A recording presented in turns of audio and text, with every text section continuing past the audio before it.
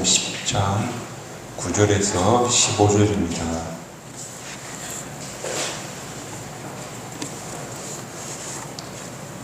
제가 공독하겠습니다.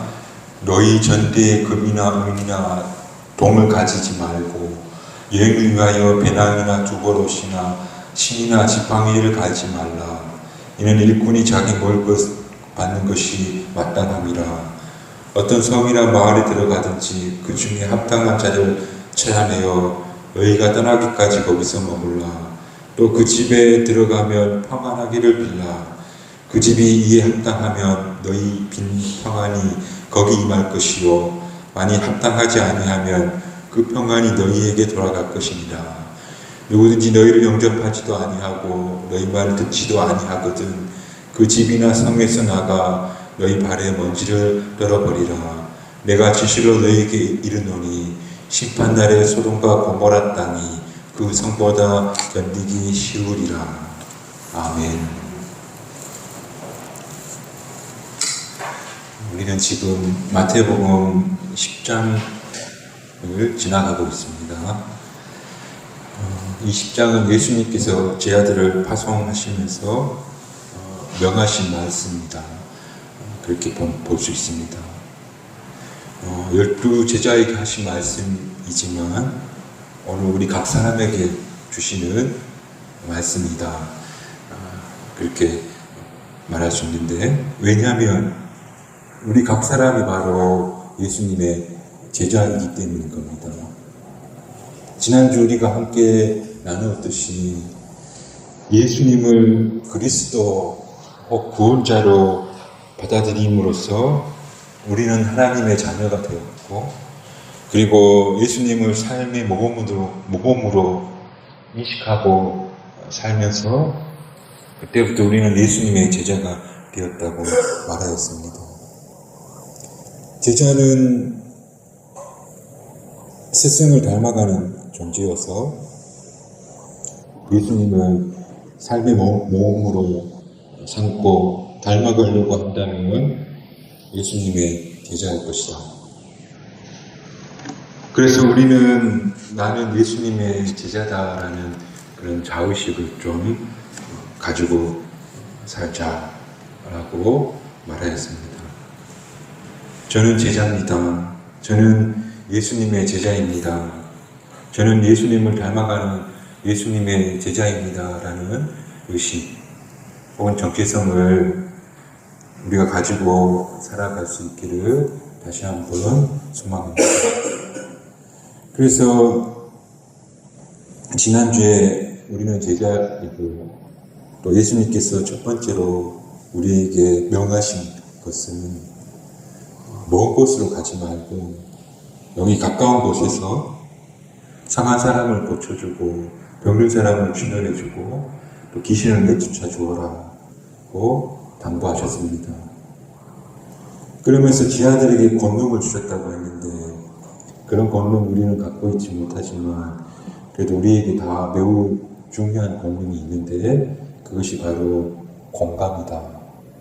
우는 사람과 함께 울어주고 웃는 사람과 함께 즐거워해주는 그 공감의 능력 가지고 여기 가까운 곳에 가자 하는 말씀을 나누었습니다.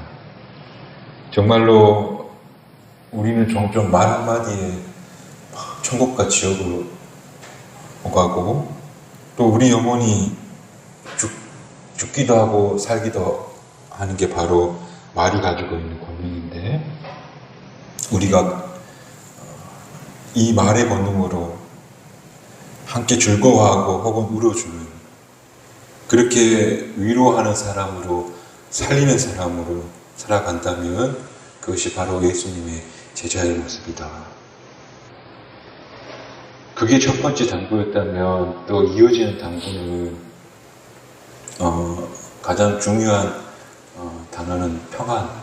그래서 오늘 평안을 빌어주기라고 했는데 오늘 먼저 예수님은 제 아들을 이렇게 사역을 하며 떠날 때에 가볍게 떠나라. 떠나는 길이 가벼워라. 그래서 배낭을 짊어지지도 말라. 먹을 것을 챙겨가지도 말아라. 그렇게 말씀하시고, 또 옷이나 신도 준비해서 가지 말라고 했는데, 옷과 신발도 챙겨가지 말고, 그리고 전대, 비상금도 챙겨갈 필요가 없다. 그렇게 말씀하시면서 이렇게 말씀하시는데, 일꾼이 자기 먹을 것 받는 것이 마땅하지 않느냐.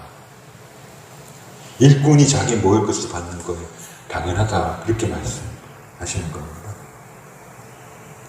하나님 나라의 복음을 전하고 사람을 살리고 사람을 회복시키는 그 길을 가는 것이 하나님 나라를 위하는 길인데, 그렇다면 하나님께서 마땅히 먹여주실 것이다 하는 그런 말씀인 겁니다. 하나님께서 결코 굶주리게 하시지 않으니 배낭도 또 비상금도 또 노숙하게 하시지 않을 테니 옷까지도 가져갈 필요가 없다. 먹이시고 입히시는 하나님, 그 하나님을 믿으라. 그렇게 말씀하고 계시다는 겁니다. 마태복음 6장 33절에 분명히 말씀하시기를 그런즉 너희는 먼저 그의 나라와 그의 의를 구하라. 그리하면 이 모든 것을 너희에게 더하시리라.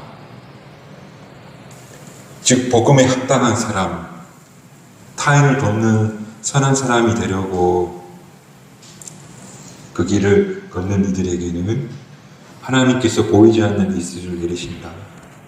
필요한 것을 채워주신다 하는 약속의 말씀이라는 겁니다. 이건 오늘 우리에게도 똑같이 적용되는 말씀인 줄 믿습니다.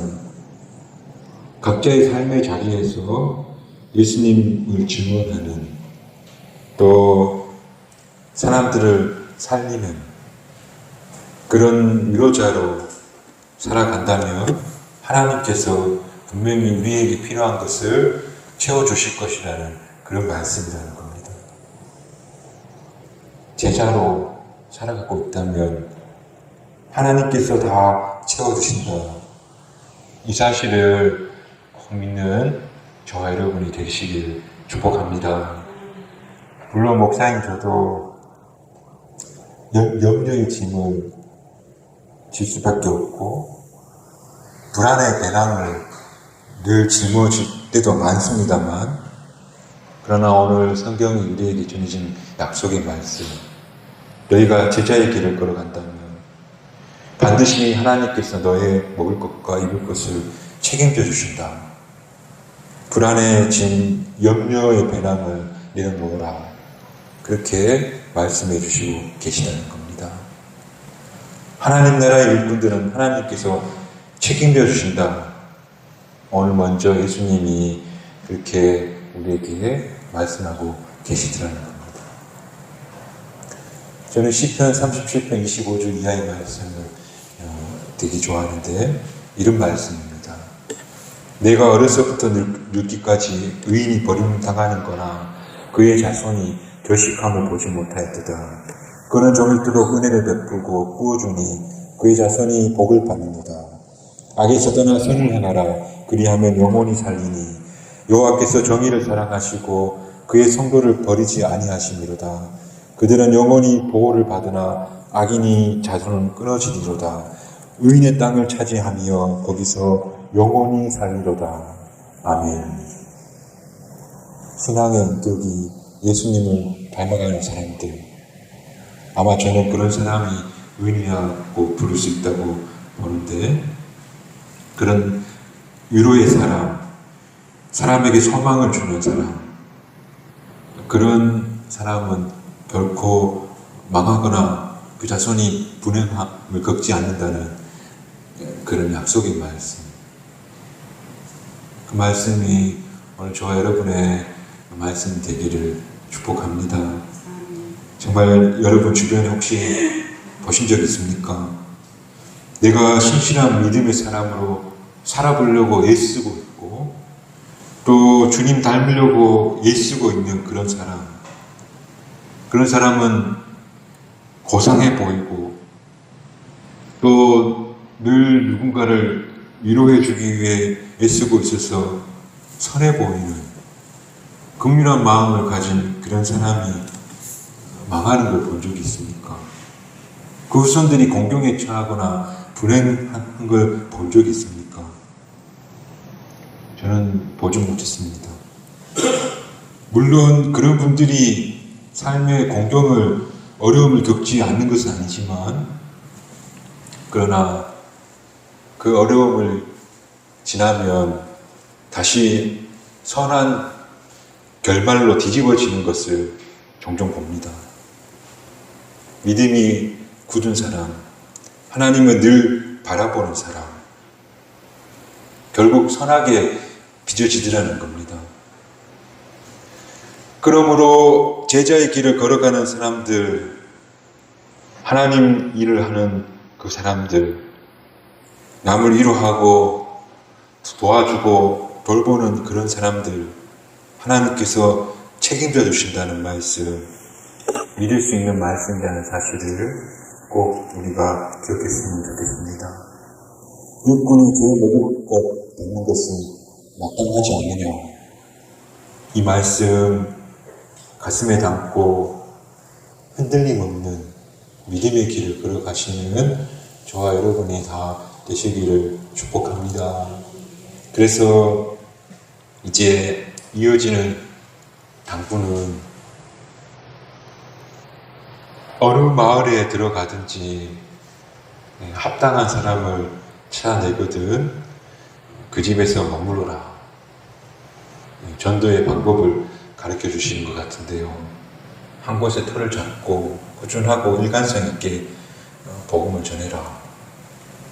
이리저리 옮겨 다니지 말고 그곳에 정착해서 그곳에서부터 조금씩 확장해 가라. 그리고 주목해 볼 말씀이 그리고 그곳이 어디든지 평안을 빌어줘라. 오늘 우리가 주목해 볼 말씀인데 평안을 빌어줘라.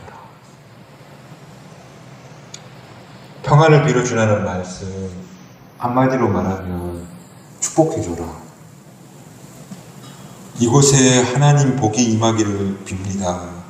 두 손을 모아서 축복을 하라. 그런 말씀인 겁니다. 가볍게 짐을 지고 가서 합당한 사람 있거든 거기서 머물고 그리고 곳곳을 다니면서 하나님의 축복을 빌어줘라. 사도 바울의 서신서는 대개가 다 시작할 것이 은혜와 평강이 여러분에게 있기를 축복합니다 하며 서신서마다 축복의 말을 전합니다. 예수님도 오늘 우리가 어디를 가든지 남을 축복하는 사람이 되라고 말씀 제 아들에게 당부하고 하는 겁니다. 누굴 만나든 어디에 가든 그리스도의 평안을 빕니다. 하나님의 은혜가 임하기를 빕니다. 하고 축복해줘라. 그런 우리 교회가 되기를 진심으로 축복합니다. 그런데 임마누엘 칸트라고 하는 철학자가 있습니다. 철학 사상자에서 대단한 중요한 분인데 그런데 이분이 되게 신실한 분이라고 합니다. 그가 남긴 글 속에 오직 거룩하고 깨끗하게 살아가는 사람만이 하나님을 기쁘게 할 수 있다 하는 자기 고백도 있습니다. 철학이라는 학문이 철학의 내용이 조금 다를 수 있습니다만 그의 개인적 신앙의 모습은 상당히 신실하고 경건한 사람이었다고 전해집니다. 그는 우리가 도덕적 인간이 되어서 선한 사람이 되기 위해 계속 노력해야 된다 그렇게 이야기하는데 그러면서 그가 우리 선한 사람이 되기 위해서 한 가지 극복해야 될 것이 있다고 합니다. 그게 뭐냐면 육체의 경향성. 육체의 경향성이라는 건 뭐냐면 우리 육체가 자꾸 욕구에 기울어진다는 겁니다. 사도 바울도 비슷한 고백을 하는데 오라 나는 공고한 사람이다. 내 마음은 선을 행하고 싶지만 내 육체는 그러지 못하기 때문에 늘 싸운다. 말하자면 육체의 경향성이라는 것이 있기 때문에 타인이 잘되고 축복되기를 바라는 것보다 타인이 실패나 불행을 오히려 좀 더 흥미롭게 보는 경향이 있다는 겁니다. 우리말에 사촌이 땅을 사면 배가 아프다. 사촌이 땅을 샀는데 내 배가 아프다는 거, 그게 우리가 가지고 있는 인간의 육체적 경향성이라는 겁니다. 남을 진심으로 축복하지 않는 그런 경향성이 우리 마음속에 있더라는 겁니다. 그런데 성경의 관점으로 보자면요, 그래서는 복을 받지 못한다는 겁니다. 단순하게 말하자면 남을 축복하지 못하는 사람은 그 사람 자신도 복을 받지 못한다. 오늘 본문은 말하기를 그가 축복을 받기에 합당하지 못한 영혼이라면 그는 그 복을 받지 못할 것이다. 이게 하나의 원리인데 대신에 그 평안이, 그 축복이 너에게 임할 것이다. 축복하는 사람으로, 평안을 빌어주는 사람으로 살아라. 그래서 평안을 빌어줬는데 그 평안을 받을 만한 사람이면 그 축복이 거기에 임할 것이고, 그 합당하지 않으면 그게 너에게로 돌아갈 것이다. 어려운 듯 쉬운 말씀. 교회 텃밭에 몇 주 전만 해도 거진 텅 비어 있었는데 봄비가 오고 또 햇볕이 내리쬐니까 채소가 막 자라는 겁니다. 정말 하늘로부터 오는 은혜의 단비와 햇볕이 정말 힘을 발휘하는 걸 우리가 보고 있습니다. 그런데 정말 중요한 게 하나 더 있습니다. 그 텃밭에 씨앗을 뿌렸기 때문에 채소가 나는 겁니다. 은혜의 단비가 자라게 했지만 거기에 씨앗이 없었다면 아무 의미가 없는 겁니다. 저는 우리 마음도 마찬가지라고 보는데 하나님의 은혜와 하나님의 축복이 임하려면 우리 마음밭에도 그에 합당한 씨앗이 있어야 됩니다. 그 씨앗이 뭐냐면 타인을 축복하는 마음, 평안을 빌어주는 마음, 정말 잘되기 바라는 마음. 그 마음이 바로 은혜의 비와 은혜의 햇볕을, 그 힘을 발휘하게 하는 것이라는 겁니다.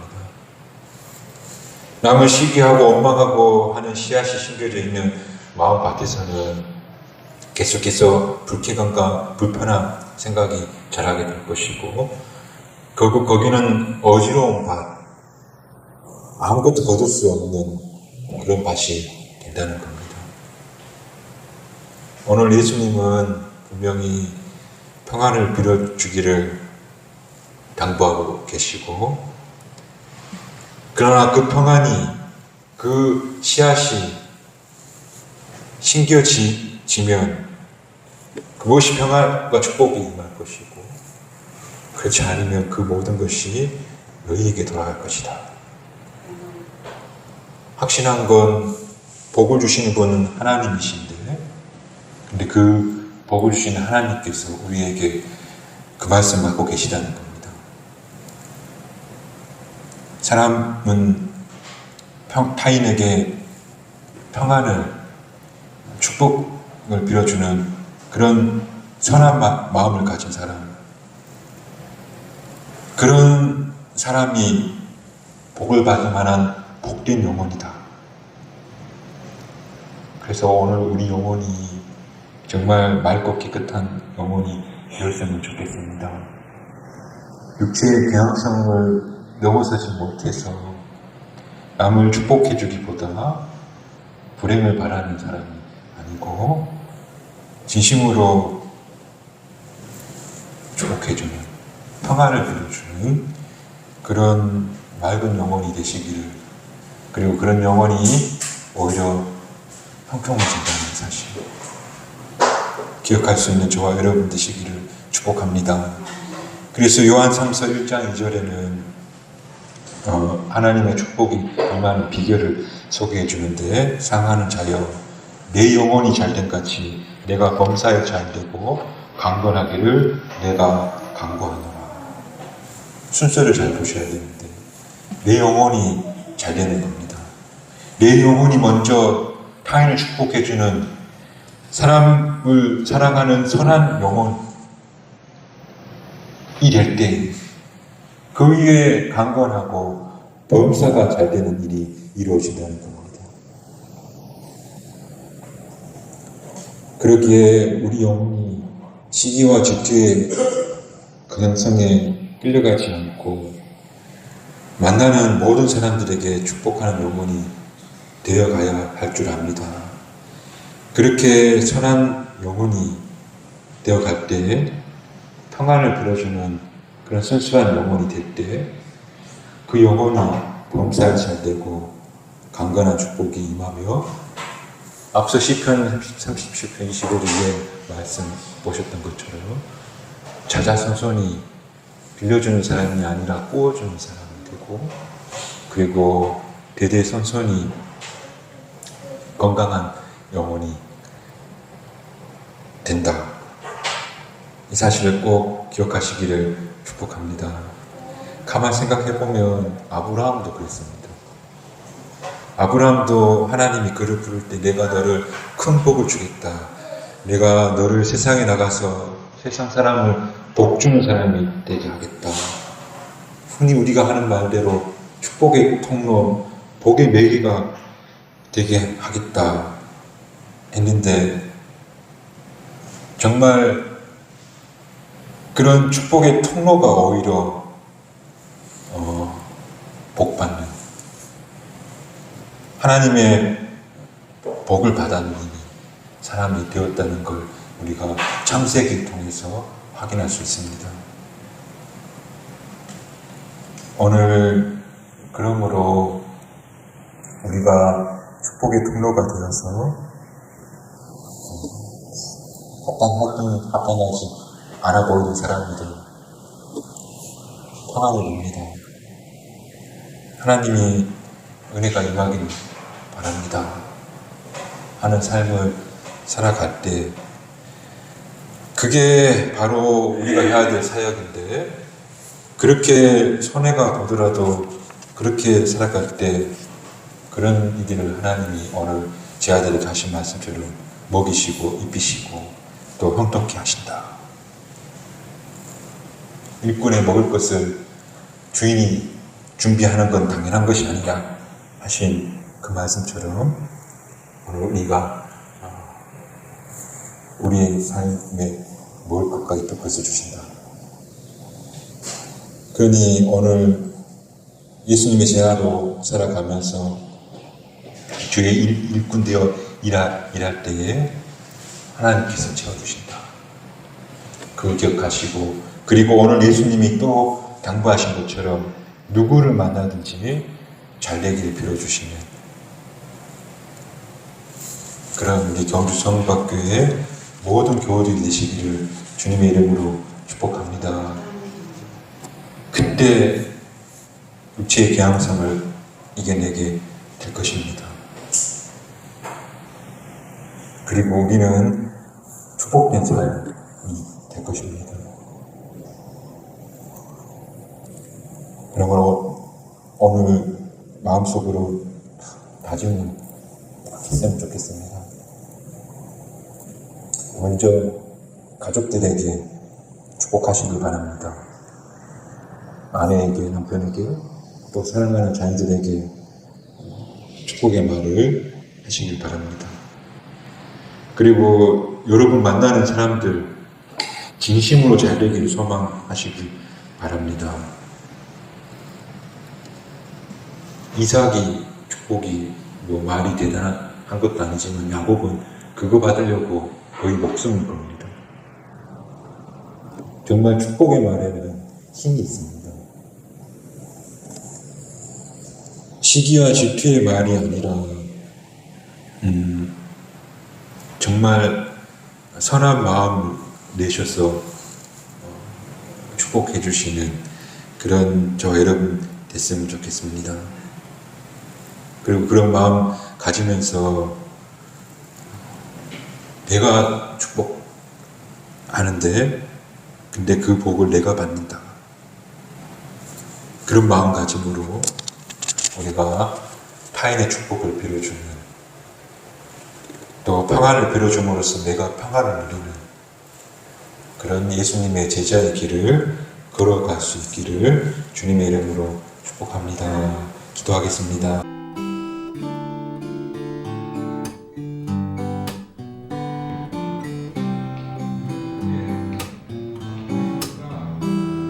평안 아니면 누구예요?